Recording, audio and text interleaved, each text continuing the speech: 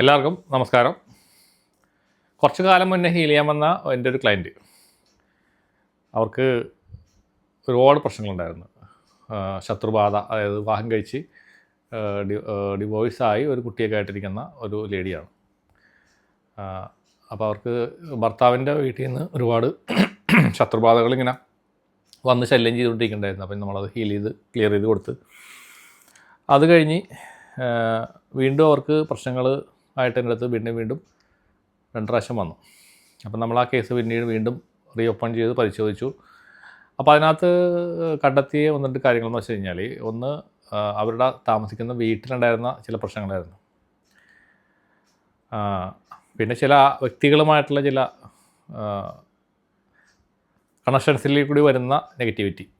അതായത് നമ്മൾ ഹീലിംഗ് ചെയ്ത് നമ്മൾ പ്യുവർ ഫോമിലേക്ക് എത്തുകയാണ്. നമ്മൾ സോള് മാത്രമാകുന്നു, നമ്മളുടെ ചക്രാസ് ക്ലീൻ ആവുന്നു, ഓറ ക്ലീൻ ആവുന്നു. നമ്മുടെ മഹാകാളി ഹീലിങ്ങിൻ്റെ പ്രത്യേകത അതാണ്. മൊത്തത്തിലുള്ള എല്ലാ സംഭവങ്ങളെയും എടുത്തു മാറ്റും. അപ്പോൾ നിങ്ങൾ പ്യുവറായി കഴിഞ്ഞാൽ പിന്നെ നിങ്ങൾ ശ്രദ്ധിക്കണം. കാരണം നെഗറ്റിവിറ്റി ഉള്ള ആൾക്കാരുടെ അടുത്തേക്ക് ചെന്നാൽ നിങ്ങൾക്ക് പെട്ടെന്ന് നെഗറ്റിവിറ്റി പിടിച്ച് കയറാനുള്ള സാധ്യതകൾ കൂടുതലാണ്. അപ്പോൾ ജോലി ചെയ്യുന്ന ആളുകൾ, പബ്ലിക് പ്ലേസുകളിലൊക്കെ പോകുന്ന ആൾക്കാരൊക്കെ ആകുമ്പോൾ കുറച്ച് ശ്രദ്ധിച്ച് തന്നെ മുന്നോട്ട് പോകുന്നത് നന്നായിരിക്കും. അപ്പോൾ സമാനമായ ഇഷ്യൂസ് ഇവർക്ക് വന്നു. അപ്പം ഞാനത് അവർക്ക് രണ്ടാമത് വീണ്ടും ഒരു ഹീലിംഗ് ചെയ്തു. അപ്പോൾ അവർക്ക് ഓക്കെ ആയി. പക്ഷേ വീണ്ടും ഇഷ്യൂ വന്നപ്പോഴേക്കും ആ വീട് അവിടെ നിന്ന് മാറാനായിട്ട് നമ്മൾ സജസ്റ്റ് ചെയ്തു. ഇപ്പോൾ ഒരു വീട് മാറി. ഇപ്പോൾ പുതിയ വീട്ടിൽ ചെന്നപ്പോൾ വലിയ കുഴപ്പമൊന്നുമില്ല. ആ പ്രശ്നങ്ങളൊക്കെ മാറി. മറ്റേതും ഫേസിലൊക്കെ ഇങ്ങനെ ഇച്ചിങ്ങിൻ്റെ പ്രശ്നങ്ങൾ, ചൊറിയുന്നതിൻ്റെ ഇഴയുന്ന പോലെ ഫീലിംഗ്. പിന്നെ ഈ ക്ലയൻറ്റിൻ്റെ കേസ് പറഞ്ഞപ്പോഴാണ് എനിക്കൊരു പ്രധാനപ്പെട്ടൊരു പോയിൻ്റ് നിങ്ങളോട് പറയാനുള്ളത്. നമ്മളിതുവരെ പറയാത്തൊരു കാര്യമാണ്. ഞാൻ കുറേ എക്സ്പീരിയൻസ് ചെയ്തിരിക്കുന്ന ഒരു വിഷയം കൂടിയാണ്. ആ ലേഡി പറഞ്ഞപ്പോഴാണ് എനിക്ക് അത് ഓർമ്മ വന്നത്. അവരുടെ ഈ കഴുത്തിൽ ഇങ്ങനെ ഒരു കറുത്ത ഒരു പാട് അടയാളം വന്നു. ഈ സൈഡിലും അടയാളം വന്നു. അത് രാത്രി കിടന്നുറങ്ങുമ്പോൾ ഇല്ല, പിറ്റേ ദിവസം കാലത്ത് നിൽക്കുമ്പോൾ കറുത്ത പാട് 2 കഴുതവിടെ ഇങ്ങനെ നമ്മളിങ്ങനെ പിടിച്ചിട്ടിങ്ങനെ ഒരു പാട് വരില്ലേ, നമ്മൾ ഞെക്കി പിടിച്ചാലൊരു പാട്, അതേപോലത്തെ പാട്. അപ്പോൾ ഇത് കേൾക്കുമ്പോൾ, നിങ്ങൾ കേൾക്കുന്ന കുറച്ച് ആൾക്കാർക്കൊക്കെ ഇത് ഞാൻ പറയണേക്കുമ്പോൾ ചിരി വരും, ചിലപ്പോൾ നിങ്ങൾക്ക് പരിഹസിക്കാൻ തോന്നും. പക്ഷേ ഇതൊരു റിയാലിറ്റിയാണ്. നിങ്ങൾ എന്തെങ്കിലും എക്സ്പീരിയൻസ് ചെയ്യുമ്പോൾ മാത്രമാണ് നിങ്ങൾക്കത് ഉൾക്കൊള്ളാനായിട്ട് സാധിക്കുകയുള്ളൂ. കാരണം നമ്മളെ മനുഷ്യർക്ക് മനസ്സിലാക്കാൻ പറ്റാത്ത ഒരുപാട് കാര്യങ്ങൾ നടക്കുന്നുണ്ട് നമുക്കിട്ട്. നമ്മുടെ ശരീരത്തിൽ നടക്കുന്നുണ്ട്, യൂണിവേഴ്സിൽ നടക്കുന്നുണ്ട്, നിങ്ങൾക്ക് ചുറ്റും നടക്കുന്നുണ്ട്. ഇതൊന്നും കണ്ണുകൊണ്ട് കാണാൻ പറ്റാത്ത ആൾക്കാർ ഒരാളങ്ങനെ ഞാനിങ്ങനെ കണ്ടു, ഞാനങ്ങനെ അനുഭവിച്ചു എന്ന് പറഞ്ഞു കഴിഞ്ഞാൽ നമുക്ക് ഭ്രാന്താന്നേ പറയൂ. അത് പിന്നെ നമുക്കൊന്നും പറയാനില്ല. കാരണം ആ അവയർനെസ്സിലേക്ക് എത്താത്ത ആളുകൾ അതിനെ പരിഹസിക്കും എന്നുള്ളത് എനിക്കറിയാം. അത് മുൻകൂട്ടി പറഞ്ഞുകൊണ്ട് തന്നെയാണ് ഞാനിത് പറയണത്. അപ്പോൾ ഇവരുടെ ഈ ഒരു പാട്, അപ്പോൾ എൻ്റെ അടുത്ത് ചോദിച്ചു, സാറേ ഇന്ന് രാവിലെ എഴുന്നേറ്റപ്പോൾ ഇങ്ങനെ പാട് വന്നിട്ടുണ്ടെന്ന് പറയും. ഞാൻ പറഞ്ഞു അത് ഒരു എനർജിയുടെ അറ്റാക്കാണ്. അവരുടെ വീട്ടിൽ രാത്രിയാകുമ്പോൾ ഫ്ലാറ്റിൽ വന്നു പോകുന്ന ഒരു എനർജി അറ്റാക്ക് ചെയ്യുന്നതാണ്. അപ്പോൾ ഇവരത് പറഞ്ഞപ്പോൾ ഇവരത് പോസിറ്റീവായിട്ട് എടുത്ത്. കാരണം അവരെൻ്റെ ഒരു ഹീലിംഗ് അനുഭവം കിട്ടിയ ക്ലയൻറ്റും കൂടിയാണ്. അപ്പോൾ അവർ രാത്രി ഈ സമയത്ത് ചില സമയങ്ങളിലൊക്കെ അവർ ഉണർന്ന് ശ്രദ്ധിക്കുമ്പോൾ ഇതുപോലെ ചില ശബ്ദങ്ങൾ, ദീവാൻകോട്ടിലൊക്കെ ആളുകൾ ഇരുന്ന് എഴുന്നേൽക്കുന്ന ശബ്ദം, അതുപോലുള്ള സൗണ്ടുകളൊക്കെ ഇട്ട് തുടങ്ങി. അപ്പോൾ അവർക്ക് മനസ്സിലായ കാര്യം ഞാൻ പറഞ്ഞത് കറക്റ്റാണ്. അങ്ങനെ ഒരു വീട് മാറി. അപ്പോൾ ഈ ഒരു അനുഭവം എന്ന് പറഞ്ഞു കഴിഞ്ഞാൽ ശരീരത്തിൻ്റെ പല ഭാഗങ്ങളിലും ഇത്തരം ചില ശക്തികൾ വന്നു കഴിഞ്ഞാൽ ഇങ്ങനെ നമ്മുടെ അടയാളങ്ങൾ ഉണ്ടാക്കുന്നൊരു വിഷയമുണ്ട്. അത് ഞാൻ എക്സ്പീരിയൻസ് ചെയ്തിട്ടുണ്ട്. ഞാൻ കുറേ വർഷങ്ങൾക്ക് മുന്നേ ഇതുപോലെ തന്നെ എൻ്റെ ഈ കയ്യിൽ ഈ ഭാഗത്ത് ഇവിടെ ഇങ്ങനെ റൗണ്ട് ഷേപ്പായിട്ട് വലിയൊരു പാട് രാവിലെ എഴുന്നേറ്റപ്പോഴും. രാത്രി കിടക്കുമ്പോൾ ഒന്നും പാടില്ല. അതായത് ഇങ്ങനെ നമ്മളിങ്ങനെ ഇടിച്ചിട്ട് ഇങ്ങനെ ചതഞ്ഞി എടുക്കുന്ന പോലത്തെ ഒരു പാട്, ഒരു നീല കളറിലുള്ള നീലയും ബ്ലാക്കൊക്കെ കൂടിയിട്ടുള്ള ഒരു പാട്. പക്ഷേ വേദനയില്ല, പൊട്ടിയിട്ടുമില്ല. പക്ഷെ അവിടെ ഒരു മാർക്കുണ്ട്. നമുക്ക് ശരിക്കും നോക്കിക്കഴിഞ്ഞാൽ ഇങ്ങനെ ഒരു എവിടെയോ കൊണ്ട് ഇടിച്ചിട്ട് ചതഞ്ഞ പാട് പോലെയാണ് നമുക്ക് തോന്നും. പക്ഷേ ചതഞ്ഞിട്ടുണ്ടെങ്കിൽ നമുക്ക് വേദന ഉണ്ടാവില്ലേ? ഇത് വേദനയൊന്നുമില്ല. അപ്പോൾ ഈ പാട് കണ്ടപ്പോൾ ഞാനങ്ങനെ അത്ഭുതപ്പെട്ടു. ഇവിടെ ഇങ്ങനെ പാട് പക്ഷെ അത് എന്താണെന്നൊരു ഐഡിയ എനിക്ക് കിട്ടിയില്ല. പക്ഷേ 3 ദിവസം കറക്റ്റ് 3 days കഴിഞ്ഞപ്പോൾ ഇവിടെ ഈ പാടില്ല, പാട് മാഞ്ഞുപോയി. നിങ്ങളൊന്ന് ആലോചിച്ച് നോക്കുക, നമുക്ക് എന്തെങ്കിലും ഒരു പാട് ശരീരത്തിൽ വന്നാൽ എത്ര കാലങ്ങൾ കഴിയണം? ഇപ്പോൾ എൻ്റെ കൈമയൊക്കെ ഇവിടെ എല്ലാം പാടുകളുണ്ട്. ഈ കൊതുക് കടിച്ച പാടുകളൊക്കെ ഉണ്ട്. എന്നെ കൊതുക് ഇഷ്ടംപോലെ കടിക്കുന്ന ഒരു സ്വഭാവക്കാരനാണ്. കൊതുക് വെറുതെ ഇരുന്നാൽ മതി, കൊതുകൊന്ന് കടിച്ചുകൊണ്ടിരിക്കും. അപ്പോൾ ഇങ്ങനെ ഈ കൊതുക് പിടിച്ച പാടുകൾ, ഇങ്ങനെ കറുത്ത പാടുകളൊക്കെ എൻ്റെ ശരീരത്തിൽ അവിടെയൊക്കെ ഇഷ്ടംപോലെ ഉണ്ട്. ഈ പാടുകളൊന്നും ഇതുവരെ പോയിട്ടില്ല. പക്ഷേ ഈ ഒരു പാട് 3 days കഴിഞ്ഞപ്പോൾ മാഞ്ഞു പോയി. അപ്പോൾ എനിക്ക് ഭയങ്കര അത്ഭുതമായി, ഇതെങ്ങനെയാണ്. അത് കഴിഞ്ഞ് കുറേ ആൾ കഴിഞ്ഞപ്പോൾ എൻ്റെ ഈ ഇടത്തെ തുടയുടെ ഈ ഒരു ഉള്ളിലായിട്ട് നമ്മൾ ഈ ഒരു ഇങ്ങനെ നീളത്തിൽ ഒരു ഞാഞ്ഞൂളിലേക്ക് നീളത്തിൽ പോലെ ഇങ്ങനെ നീളത്തിൽ ശരിക്കും പറഞ്ഞൊരു തേരട്ടയൊക്കെ ഇല്ലേ, അതേപോലത്തെ ആ ഒരു ഷേപ്പിൽ ആ ഒരു കറുത്ത കളറൊരു പാട് വന്നു ഇതുപോലെ തന്നെ. അത് ഞാൻ ഇതുപോലെ തന്നെ എന്താണെന്നുള്ളൊരു ഐഡിയ കിട്ടും. ഞാൻ പക്ഷേ എന്തെങ്കിലും ഇഴഞ്ഞതായിരിക്കും എന്നൊക്കെ വിചാരിച്ചു. പക്ഷേ ഇതേപോലെ ചതഞ്ഞ പോലത്തെ പാടായിരുന്നു. അപ്പോൾ ഇതുപോലെ തന്നെ അത് 3 അല്ല, അതൊരു 1 വീക്ക് കഴിഞ്ഞപ്പോൾ തനിയെ മാഞ്ഞു. ഒരു ദിവസം കാലത്ത് തിരക്കുമ്പോൾ സാധനമില്ല, പാടില്ല. അപ്പോൾ അതെല്ലാം ഭയങ്കരമായിട്ട് എന്നെ അത്ഭുതപ്പെടുത്തി. ഞാൻ പലരോടും ചോദിച്ചു ഇങ്ങനെ ഒരു പാട് വന്ന് പോയതിനെ പറ്റിയൊന്നും ആർക്കും അറിയില്ല, എന്താണ് സംഭവം എന്നൊന്നും ഒരാൾക്കും മനസ്സിലായില്ല.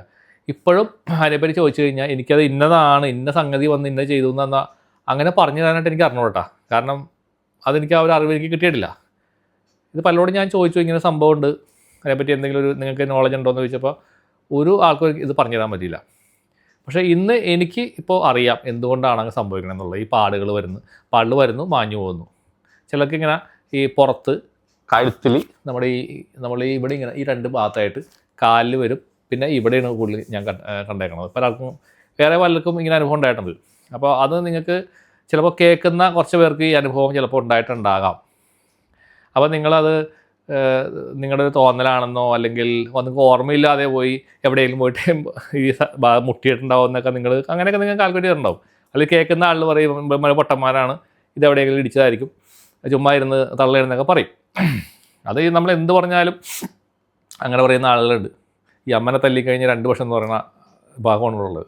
കാരണം അവയർനെസ്സിലേക്ക് എത്താത്ത ആളുകൾക്ക് അല്ലെങ്കിൽ ആ എക്സ്പീരിയൻസ് കിട്ടാത്തൊരാൾക്ക് അത് വിശ്വസിക്കാനായിട്ട് പ്രയാസമായിരിക്കും. ലോജിക്ക് മാത്രമായിട്ട് ചിന്തിക്കുന്ന ആളുകൾ ചില പറയും ഇത് 2026 എന്നുള്ള മട്ടിൽ ഇവിടെയൊക്കെ ഈ മണ്ടത്തരങ്ങൾ പറഞ്ഞുകൊണ്ട് നടന്നിട്ട് ഒരു കാര്യം ഉണ്ടാകുന്നൊക്കെ ചോദിക്കുന്നവരുണ്ട്. പക്ഷേ അത് എനിക്കൊന്നും മറുപടി പറയാനില്ല. കാരണം ഇതെല്ലാം അവനവൻ്റെ അനുഭവം വരുമ്പോഴാണ് പഠിക്കുകയുള്ളൂ. ഞാനിപ്പോൾ 26 വർഷമായി ആത്മീയവാദത്തിൽ വന്നിട്ട്. ആദ്യമൊക്കെ ഞാനും ഇതുപോലെയൊക്കെ തന്നെ ചിന്തിക്കുകയും ആളുകളെ പരിഹസിക്കുകയും ചെയ്യുന്ന ആൾ തന്നെയായിരുന്നു.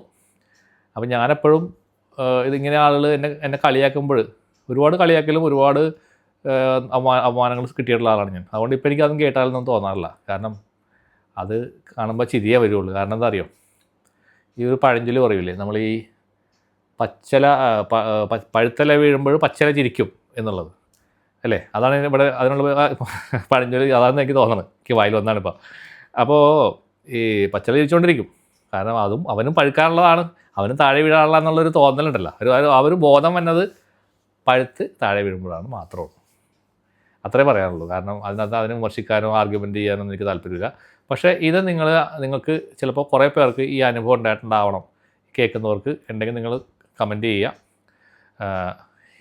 ഇതുപോലുള്ള എനർജി അറ്റാക്സ് ആണ്, ബാഹ്യമായിട്ട് നമ്മുടെ ശരീരത്തിൽ വരുന്ന എനർജി അറ്റാക്സ് ആണ്. അതിൻ്റെ ഒരു ലക്ഷണമായിട്ട് നമ്മുടെ ശരീരത്തിൽ ചിലപ്പോൾ അവരിങ്ങനെ കാണിച്ചിട്ട് പോകും. ഇത് നെഗറ്റീവായിട്ടുള്ള അനുഭവം അതുകൊണ്ട് ഉണ്ടാവുമോ എന്ന് വെച്ച് കഴിഞ്ഞാൽ എനിക്ക് അറിഞ്ഞൂടാ. പോസിറ്റീവായിട്ടുള്ള അനുഭവം ഉണ്ടാവുമെന്ന് വെച്ചാൽ എനിക്ക് അറിയാൻ പാടില്ല.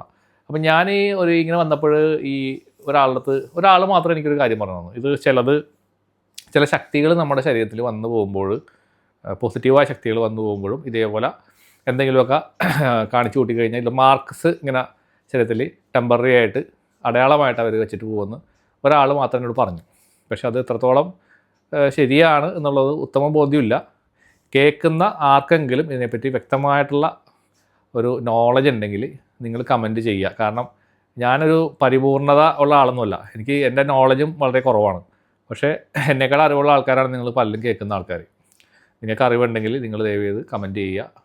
ശരിയായ ഇൻഫർമേഷൻ ആണെങ്കിൽ കമൻറ്റ് ചെയ്യുക. അത് മറ്റുള്ളവർക്കും കൂടി ഒരു ഉപകാരമാവട്ടെ എന്ന് ഞാൻ കരുതുന്നു. പിന്നെ ദയവ് ചെയ്ത് പരിഹാസവും പുച്ഛമൊക്കെ ഉള്ള ആൾക്കാർ ദയവ് ചെയ്ത് കമൻറ്റ് ചെയ്യാതിരിക്കുക. നിങ്ങൾ വിശ്വസിക്കണമെങ്കിൽ വിശ്വസിക്കേണ്ട, പക്ഷേ മറ്റുള്ളവരെ തെറ്റിദ്ധരിപ്പിക്കാതിരിക്കുക. കാരണം ഞാൻ പറയുന്നത് തികച്ചും ജെന്യൂനായിട്ടുള്ള കാര്യങ്ങളാണ്, എൻ്റെ അനുഭവങ്ങളാണ്. അതുകൊണ്ട് ബുക്ക് നോളജല്ല, അല്ലെങ്കിൽ വേറൊരാൾ പറഞ്ഞിട്ട് അറിവല്ല ഞാൻ പറയുന്നത്. എൻ്റെ സ്വന്തം അനുഭവങ്ങളാണ്. എന്നെ അറിയുന്നവർക്കറിയാം ഞാനത് യഥാർത്ഥമായ കാര്യങ്ങൾ മാത്രമേ ഇവിടെ ഇരുന്ന് വന്നിട്ട് സംസാരിക്കുകയുള്ളൂ. ആളുകളെ പറ്റിക്കുന്ന ഒരു പരിപാടി എൻ്റെ ഇല്ല. അപ്പോൾ ഈ ഡൗസിങ് റോഡ് ഞാൻ ഇതുപോലെ ഇറക്കിയപ്പോഴും അല്ലെങ്കിൽ ഇവിടെ നമ്മൾ സെല്ല് ചെയ്തപ്പോഴും റീഡിയോ ചെയ്തപ്പോഴും കുറേ പേര് എന്നെ വിളിച്ചിട്ട് അല്ലെങ്കിൽ മെസ്സേജ് അയച്ചിട്ട് ആളുകളെ പറ്റിക്കരുത് അങ്ങനെയാണ് ഇങ്ങനെയാണ് എന്നൊക്കെ പറഞ്ഞ ആൾക്കാരൊക്കെ ഉണ്ട്, ചീത്ത വിളിച്ച ആൾക്കാരൊക്കെ ഉണ്ട്. ആക്ച്വലി ഈ ഡൗസിങ് റോഡ് ഞാൻ ഉണ്ടാക്കാനുള്ള കാരണം എൻ്റെ കയ്യിൽ വർഷങ്ങളായിട്ടുള്ള സാധനമാണ്. അപ്പോൾ എനിക്ക് വേണമെങ്കിൽ അതിനെപ്പറ്റി പറയാതിരിക്കാം.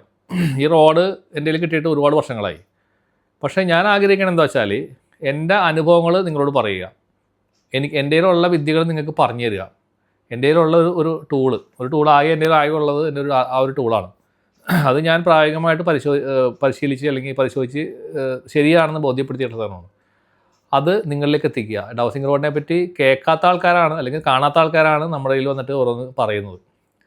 അപ്പോൾ അത് ചില ആളുകളുടെ ഒരു സ്വഭാവത്തിൻ്റെ ഒരു എന്താണ് പ്രത്യേകതയായിരിക്കാം, അല്ലെങ്കിൽ അവരത്രയും കൾച്ചറായിട്ടുണ്ടാവണമെന്നില്ല, അങ്ങനെയുള്ള ആൾക്കാരായതുകൊണ്ടായിരിക്കും, അങ്ങനെ ഒന്നുമില്ല. അത് എൻ്റെ ചാനലിൽ മാത്രമല്ല മറ്റുള്ള ചാനലുകളിലൊക്കെ വന്നിട്ട് ഇതുപോലെ കമൻറ്റ് ഇടുന്ന ഒത്തിരി ആൾക്കാരുണ്ട്. അതാണ് മലയാളികളുടെ ഒരു പ്രത്യേകതയാണ്. എന്തായാലും എനിക്കതിലൊന്നും ആക്ഷേപമൊന്നുമില്ല. അപ്പോൾ ഇത്തരം കാര്യങ്ങൾ അർഹതയുള്ള ആളിലേക്ക് എത്തിക്കുക, അതേ ഞാൻ ഉദ്ദേശിക്കുന്നുള്ളൂ. അപ്പോൾ ഇതൊരു പബ്ലിക് പ്ലാറ്റ്ഫോമാണ്, അപ്പോൾ പല ചില ആൾക്കാരും കാണും. അപ്പോൾ എൻ്റെ ഒരു ഉദ്ദേശം അതായിരുന്നു. അപ്പോൾ അതുകൊണ്ട് നമുക്ക് കുറേ പേര് എൻ്റെ അടുത്ത് ചോദിച്ചു, ഈ ഡൗസിംഗ് റോഡ് സാറേ ഇതുണ്ടാക്കി തരൂ സാറേ എന്ന് ചോദിച്ചു. ഞാൻ ആദ്യം വീഡിയോയിൽ പറഞ്ഞിട്ടുണ്ടായിരുന്നു, ഡൗസിംഗ് റോഡ് ആദ്യം ഉണ്ടായ വീഡിയോയിൽ സിമ്പിളായിട്ട് നിങ്ങൾക്ക് ഇതെങ്ങനെ ഉണ്ടാക്കാം എന്നുള്ളതിനെ പറ്റി ഒരു വീഡിയോ ഞാൻ ആദ്യം ചെയ്തിട്ടുണ്ടായിരുന്നു. ആ വീഡിയോ നിങ്ങൾ പോയി കണ്ടു നോക്കൂ. അതിനെപ്പറ്റി കൃത്യമായിട്ട് അതിൻ്റെ എത്രയൊക്കെയാണ് സൈസ്, നീളം എത്ര വേണം, വീതി എത്ര വേണം, അങ്ങനെ അത് വളച്ചെടുത്തിട്ട് നിങ്ങൾക്ക് ഉപയോഗിക്കാം എന്നൊക്കെ പറഞ്ഞു. സിമ്പിളായിട്ട് ഉണ്ടാക്കാം എന്ന് പറഞ്ഞു. പക്ഷേ അപ്പോഴും ആളുകൾക്ക് അത് ചെയ്യാനുള്ള മനസ്സില്ല. അവർക്ക് റെഡിമെയ്ഡ് സാധനം കിട്ടണം. അതുകൊണ്ട് മാത്രം കുറേ പേര് ചോദിച്ചുകൊണ്ട് മാത്രമാണ് അങ്ങനത്തെ ഒരു സാധനം ഞാൻ ഇറക്കിയത്. ഇതല്ലാണ്ട് ഇത് വിറ്റ് ലാഭം ഉണ്ടാക്കാൻ വേണ്ടി ചെയ്തതല്ല. കാരണം ഇത് ഒരാളെ സാധനം വാങ്ങിച്ച് അയാൾക്ക് വളച്ച് റെഡിയാക്കാനായിട്ട് കൊടുക്കണം, അയാളുടെ ലേബർ കൊടുക്കണം, പിന്നെ ഇതിൻ്റെ കൊറിയർ ചാർജസ്, പാക്കിംഗ് ചാർജസ്. ഇത് പ്രത്യേക രീതിയിലാണ് നമ്മൾ പാക്ക് ചെയ്യുന്നത്. പൈപ്പിൻ്റെ അകത്തൊക്കെ വെച്ചിട്ട് വളയാത്ത രീതിയിൽ നല്ല ഭദ്രമായിട്ടാണ് പാക്ക് ചെയ്ത് അയക്കുന്നത്. അപ്പോൾ അതിനെല്ലാം പൈപ്പെല്ലാം വാങ്ങിയിട്ടാണ് ചെയ്യുന്നത്. അപ്പോൾ അതെല്ലാം കൂടി ചേർത്തിട്ടാണ് നമ്മൾ ആ ചെറിയൊരു സംഖ്യ വാങ്ങുന്നത്. അത് വലിയ ലാഭം ഉണ്ടാക്കാൻ വേണ്ടി ചെയ്യുന്നൊന്നുമല്ല. എന്തായാലും അത് ഒരുപാട് ആളുകൾ വാങ്ങിയിട്ടുണ്ട്. വാങ്ങിയ ആൾക്കാർക്കൊക്കെ അതുകൊണ്ട് പ്രയോജനം ഉണ്ടാകുമെന്ന് എനിക്ക് ഉറപ്പാണ്. വെറും 500 രൂപയുടെ ഒരു കാര്യമാണ്, അതിന് ഇത്രയധികം ആളുകൾ കോലാഹലം ഉണ്ടാക്കി എന്നാലോചിക്കുമ്പോൾ എനിക്ക് വാസ്തവം പറഞ്ഞാൽ ഒരു ചെറിയൊരു പ്രയാസമുണ്ട്. പക്ഷേ അതിനേക്കാൾ ഉപരിയായിട്ട് ഒരു ആളുകളുടെ ഈ രീതികളെ പറ്റി എത്രയോ വലിയ കാര്യങ്ങൾ നമ്മുടെ ഇവിടെ ആൾക്കാർ ചെയ്ത് കൂട്ടുന്നു. അതിലൊന്നും ആൾക്കാർക്ക് ഒരു പരാതിയില്ല. നമ്മൾ നന്മ ഉദ്ദേശിച്ച് ചെയ്തൊരു കാര്യത്തിന് ഇത്രയധികം കോലാഹലങ്ങൾ ആൾക്കാർ ഉണ്ടാക്കി എന്ന് കേൾക്കുമ്പോൾ ചെറിയ വിഷമമുണ്ട്. എന്തായാലും ഞാനത് കാര്യത്തിൽ എടുക്കുന്നില്ല. അത് ഗുണത്തിൽ പെടുന്ന ആൾക്കാർക്ക് ഗുണത്തിൽപ്പെടട്ടെ എന്ന് ഞാൻ വിചാരിക്കുന്നു. അപ്പോൾ ഡൗസിംഗ് റോഡിനെ പറ്റി ഇനി നമ്മൾ വീഡിയോസ് ഒന്നും ചെയ്യാൻ ഉദ്ദേശിക്കുന്നില്ല. നമുക്ക് നമ്മുടേതായ ടോപ്പിക്കിലേക്ക് മടങ്ങി വരികയാണ്. എന്തായാലും ഈ ഒരു ടോപ്പിക്ക്, ഇപ്പോൾ ഇന്ന് പറഞ്ഞ ടോപ്പിക്ക് ശ്രദ്ധിക്കുക. ഇതിങ്ങനെയുള്ള പാടുകൾ ഉണ്ടാകുന്നുണ്ടെങ്കിൽ നിങ്ങൾ പേടിക്കൊന്നും വേണ്ട. അത് ഇന്ന രീതിയിലുള്ള കാര്യം കൊണ്ടാണ്, എനർജി അറ്റാക്കാണ് എന്നുള്ള സത്യം നിങ്ങൾ മനസ്സിലാക്കുക. എല്ലാവർക്കും നന്മ വരട്ടെ. നന്ദി, നമസ്കാരം.